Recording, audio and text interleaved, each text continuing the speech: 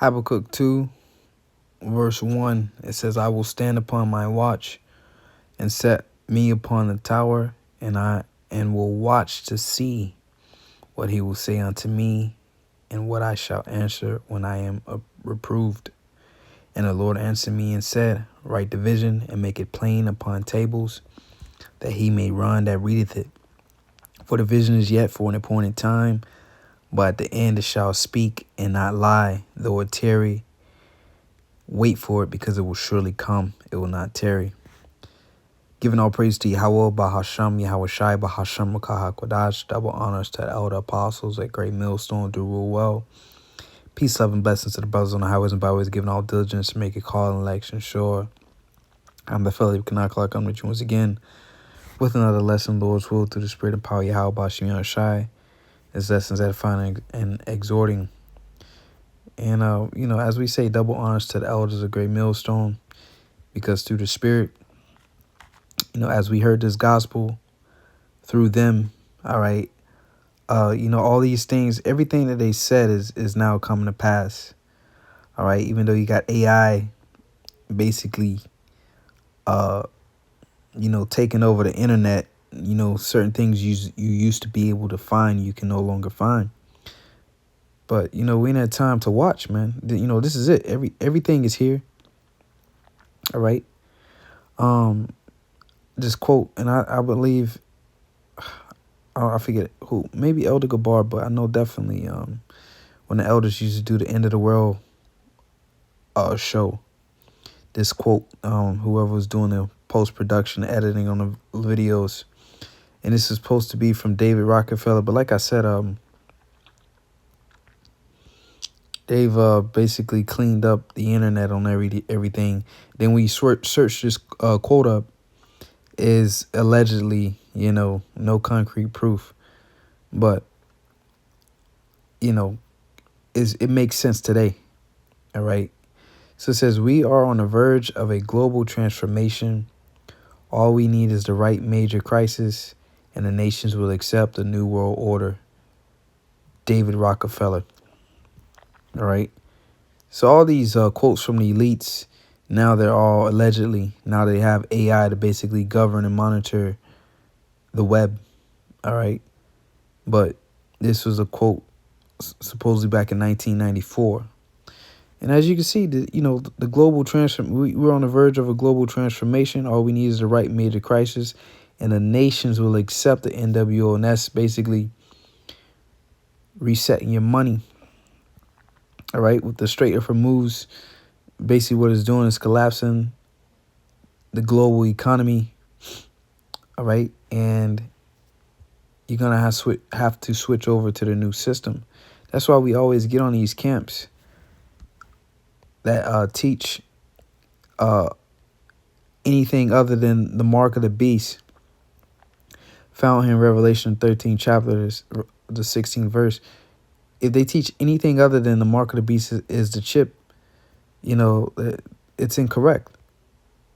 And again, I'm just read right through Revelation 13 and 16. And he causeth all, both small and great, rich and poor, free and bond, to receive a mark in their right hand or in their foreheads. And this is the point. And this is what we always emphasize. And that no man might buy or sell, say that he had the mark or the name of the beast or the name of his name. Which is why this global crisis, all right, this major crisis that's affecting all these nations, all right, is basically just to reset your money. That's all they're doing. All right. So you see here, RT, U.S.-Israeli war on Iran could push 32 million into poverty. All right. And then, that's nothing. 32 million. The elites said they want to maintain population under 500 million. There's over 800 billion people on the face of the earth. All right. It says the global shock from energy, food.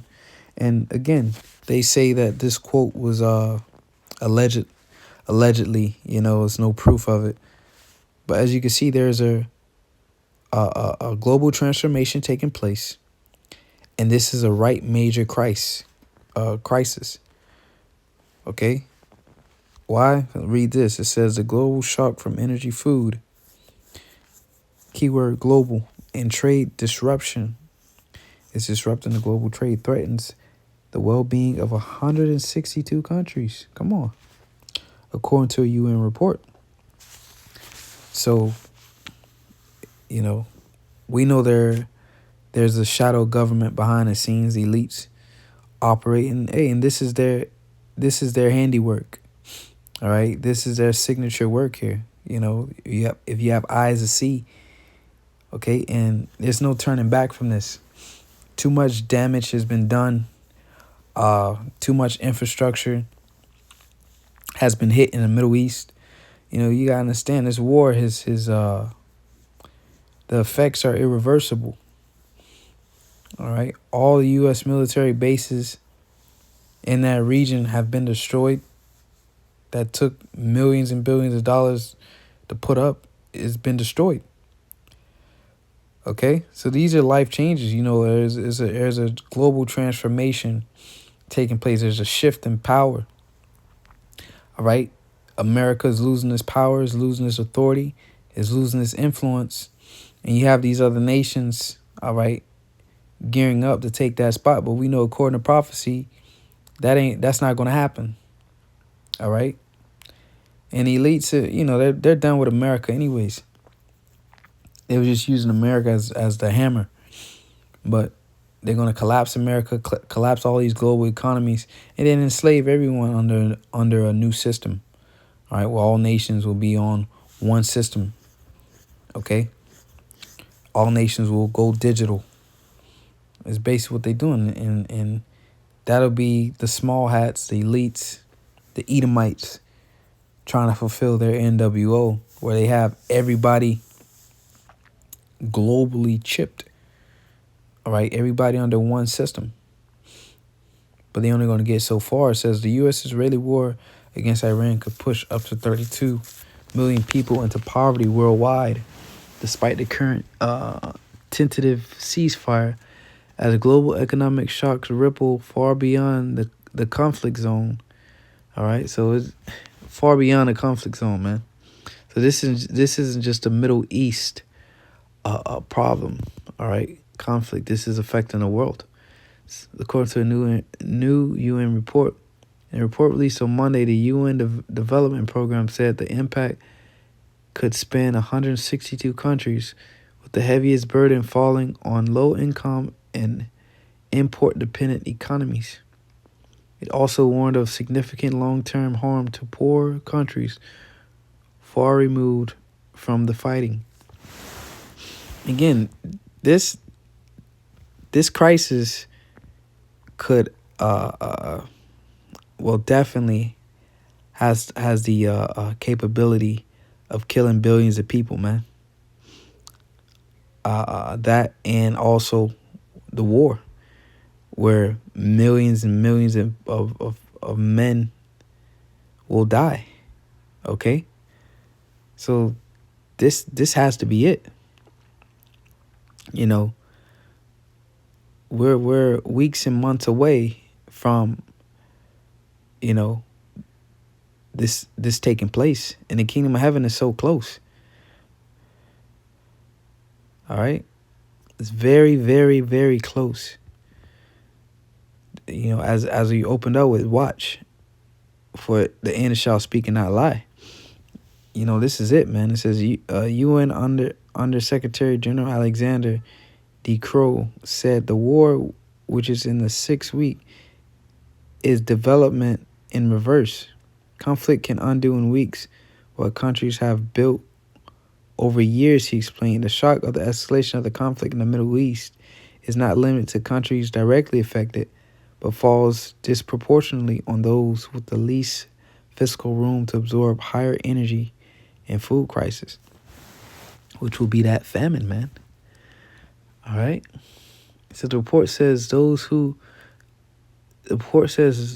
most vulnerable to the fallout are countries in Gulf region, Asia, sub-Saharan Africa, small island developing states. It adds that the conflict has now entered an enduring phase, and the longer it goes on, the greater the risk for countries to fall into poverty.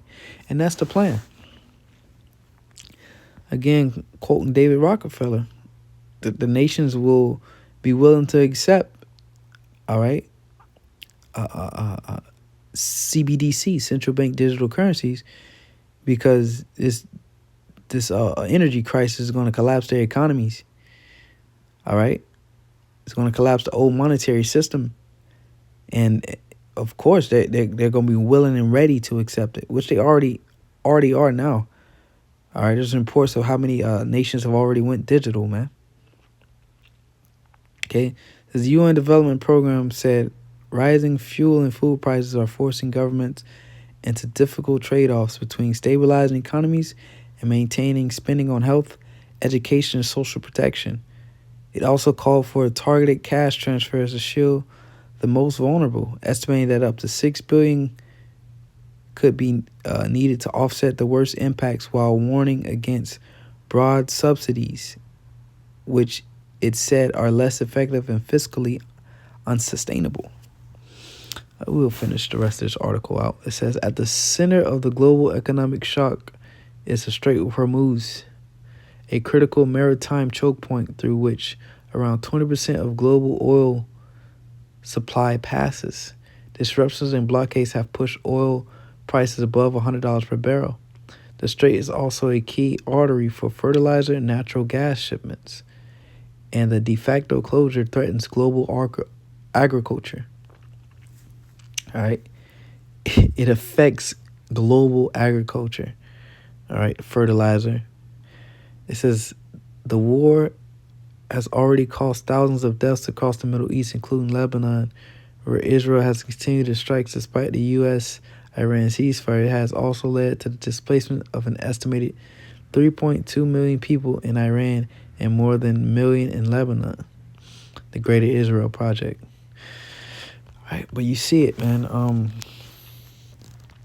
There's no questioning it. That this is it. Read this quote one more time. I got some more precepts. It says, we are on the verge of a global transformation. All we need is the right major crisis, and the nations will accept the new world order.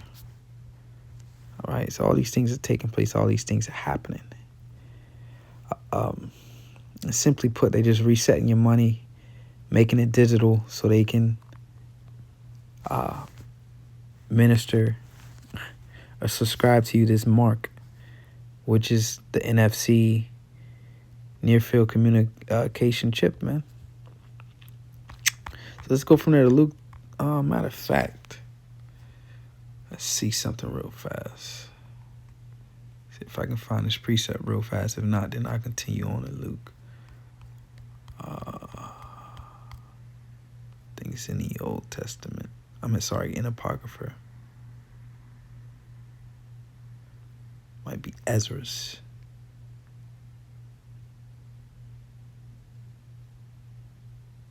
Yeah, Ezra 16 and 22. And I'll get right to the point. It says, for many of them that dwell upon the earth shall perish of famine, and the other that escape the hunger shall the sword destroy. All right. It says, and the dead shall be cast out as dung, which is unalive bodies in the streets, man. It says, there shall be no man to comfort them, for the earth shall be wasted and the city shall be cast down. All right. But the point I want to get is, for many of them that dwell upon the earth shall perish of famine. And that's what this crisis will bring, a famine. All right. And they're going to leave you out to dry for a minute before they come with the solution to the issue. All right. Let's see. Luke 12 and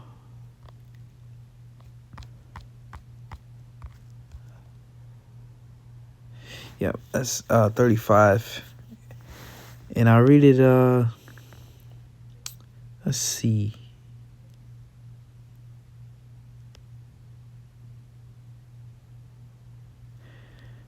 I'm gonna read it in the NLT, but when we get to the 38th verse, I'm gonna switch to the KJV. It says, be dressed for service and keep your lamps burning. All right. And dress for service.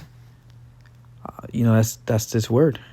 All right. Having this word on you, your lamps burning, this knowledge shining, man. All right. It says, as though you were waiting for your master to return from the wedding feast, then you will be ready to open the door and let him in the moment he arrives and knocks. So we clearly see, hey, this is that time. Yahushua is on his way, man. Okay? And those that are in the know, the insiders, we've been given the signs. Wars and rumors of wars. Most important, the prophecy. As we see, though, the money is worthless as inflation increases. Your buying power decreases. So it costs more money to buy the same products. And people looking at it as the prices of things are going up. And it's just your money is losing its buying power. As we say, inflation. Okay? Which is also prophesied in the scriptures. So once your money goes to zero, it's worthless. All right? It just doesn't mathematically make sense anymore. When you, hyperinflation, where a product that used to cost $10 costing you $100, for an extreme example. But that's what we're talking about. Hyperinflation to the point is useless. It's worthless. It's not worth anything. And that's what's happening to issue in the new system.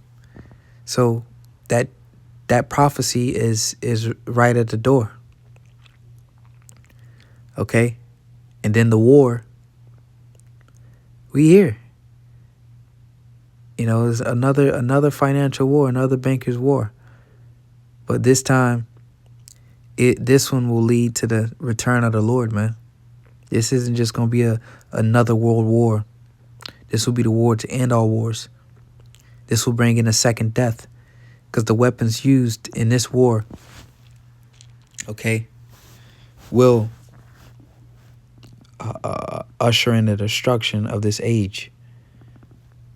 Luke 12:37, the servants who are ready and waiting for his return will be rewarded. I tell you the truth, he himself will seat them, put on an apron and serve them as they sit and eat. Verse 38 KJV, and if he shall come in the second watch or come in the third watch and find them so, blessed are those servants. So we watching. And we are very confident that this is it, man. There's really nothing more for this devil to do than to crash the system and implement his technology and try to fulfill his NWO. And he's going to move fast, too. As he's moving fast, he's going to move even faster. Okay, things are going to move very quick. As you already see, the Most High is shortening the times. Days will go by so fast. But he's going to move very, very fast, man. Very fast. All right? It's going to be quick. Before you know it, our temptation will be here. And I'll close out with that one, Revelation 3:10, which I will read in the NLT. It says, because you have obeyed my command to persevere, I will protect you from the great time of testing that will come upon the whole world to test those who belong to this world. Now, what did he say? We're on the verge of a global transformation. Global. Another word for world. All we need is the right major crisis and the nations will accept the new world order. So that's the testing to try the whole world. All right? And they're gonna chip most of the people. As Eltar said, once he get majority of the people on planet Earth chipped, but he ain't gonna chip the elect. All right? He's only gonna get so far. and the Lord shall rain upon him while he's eating. Some leave it there, man. We've heard it. Everything that the apostles have said is now happening. So call Halal Yahweh Bashiyan Shai. And shalom to the elect.